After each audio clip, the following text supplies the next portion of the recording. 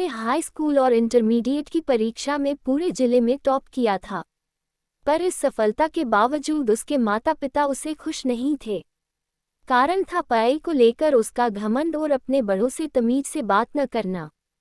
वह अक्सर ही लोगों से ऊंची आवाज में बात किया करता और अकारण ही उनका मजाक उड़ा देता। खैर दिन बीतते गए और देखते देखते शोभित स्नातक भी हो गया। स्नातक होने के बाद शोभित नौकरी की खोज में निकला। प्रतियोगी परीक्षा पास करने के बावजूद उसका इंटरव्यू में चयन नहीं हो पाता था।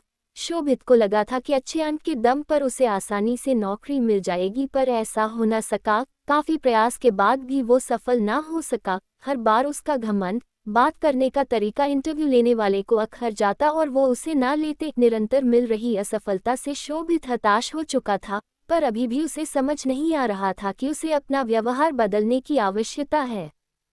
एक दिन रास्ते में शोभित की मुलाकात अपने स्कूल के प्रिय अध्यापक से हो गई। वह उन्हें बहुत मानता था और अध्यापक भी उससे बहुत स्नेह करते थे। शोभित ने अध्यापक को सारी बात बताई। चूंकि अध्यापक शोभित के व्यवहार से परिचित थे, तो उन्होंने कहा कि कल तुम मेरे घर आना, तब मैं तुम्हें इसका उपाय बताऊंगा। शोभित अगले दिन मास्टर साहब के घर गया। मास्टर साहब घर पर चावल पका रहे थे। दोनों आपस में बात ही कर रहे थे कि मास्टर साहब ने शोभित से कहा, जाके देख के आओ कि चावल पके कि नहीं। शोभित अंदर गया। उसने अंदर से ही कहा कि सर चावल पक गए हैं, मैं गैस बंद कर देता हूँ। मास्टर साहब ने भी ऐसा ही करने को कहा। अब शोभित और मास्टर साहब आमने सामने बैठे थे। मास्टर साहब शोभित की तरफ मुस्कुराते हर बोले, शोभित तुमने कैसे पता लगाया कि चावल पक गए हैं? शोभित बोला, ये तो बहुत आसान था। मैंने चावल का एक दाना उठाया और उसे चेक किया कि वो पका है कि नहीं। वो पक चुका था तो मतलब चावल पक चुके हैं। मास्टर जी गंभीर होते हुए बोले, यही तुम्हारे असफल होने का कारण है। शोभित उत्सुकतावश मास्टर जी की ओर देखने लगा।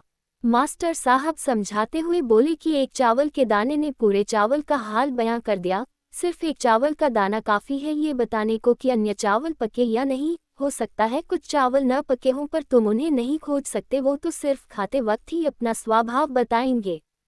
इसी प्रकार मनुष्य कई गुणों से बना होता है। पढ़ाई लिखाई में अच्छा होना उन्हीं गुणों में से एक है, पर इसके अलावा अच्छा व्यवहार, बड़ों के प्रति सम्मान, छोटों के प्रति प्रेम, सकारात्मक दृष्टिकोण, ये भी मनुष्य के आवश्यक गुण हैं और सिर्फ पढ़ाई लिखाई में अच्छा होना से कहीं ज़्यादा ज़रूरी है।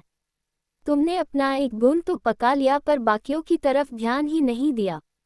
इसीलिए जब कोई इंटरव्यूअर तुम्हारा इंटरव्यू लेता है तो तुम उसे कहीं से पके और कहीं से कच्चे लगते हो, और अधपके चावलों की तरह ही कोई इस तरह के कैंडिडेट्स भी पसंद नहीं करता। शोभित को अपनी गलती का एहसास हो चुका था। वो अब मास्टर जी के यहाँ से नई एनर्जी लेके जा रहा था। तो दोस्तों, हमारे जीवन में भी कोई न कोई बुराई होती है, जो हो सकता है हमें खुद नजर न आती हो, पर सामने वाला बुराई तुरंत भांप लेता है। अतः हमें निरंतर यह प्रयास करना चाहिए कि हमारे गुणों से बना चावल का एक एक दाना अच्छी तरह से पका हो, ताकि कोई हमें कहीं से चखे उसे हमारे अंदर पका हुआ दाना ही मिले।